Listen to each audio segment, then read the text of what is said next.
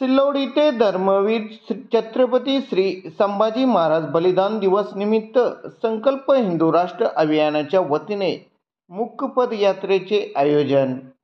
आज दिनांक 30 मार्च संध्याकाळी 5:10 माध्यमांना मिळालेली माहिती अशी की सिल्लोड इथे धर्मवीर छत्रपती संभाजी महाराज बलिदान दिनानिमित्त संकल्प हिंदू राष्ट्र अभियानाच्या वतीने मूक पदयात्रा व अभिवादन सामूहिक हनुमान चालीसा आयोजित करण्यात आली होती।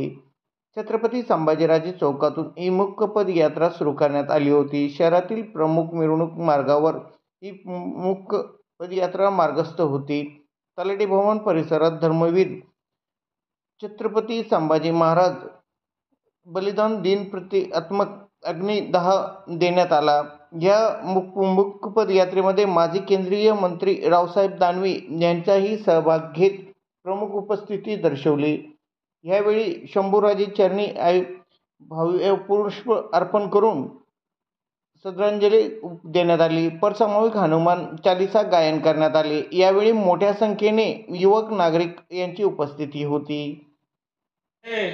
मन के हारे हार छोड़ गए जो रणभूमि उन पर है धिक्कार।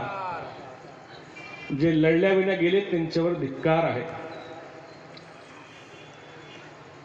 तू है इस माटी का लाल, तू कंकड़ या धूल नहीं, तू बदल के रख देगा इतिहास, लिखेगा कोई भूल नहीं, असं संभाजी महाराजांबद्दल त्या चित्रपटात काहीतरी ओळी आहेत। मी काही ओळी माझ्या पाठ नाही। 1689 मध्ये धर्मवीर छत्रपती श्री संभाजी महाराज आपल्यातून गेले। 333-34 वर्षानंतर आजही ते बलिदान अनेक झाले। प्रत्येक बलिदानाचं महत्व आहे, पण हे बलिदान शिरोमणी आहे, बलिदानाचा आदर्श आहे।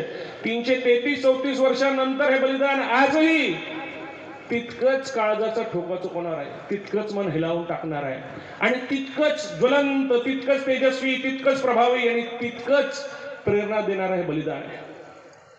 आजही धर्माचं रक्षण करणारे, काम करणारे जे धर्मसेवक आहेत, त्यांचा आदर्श जर कोणी ते असेल तर ते धर्मवीर छत्रपती श्री संभाजी महाराज।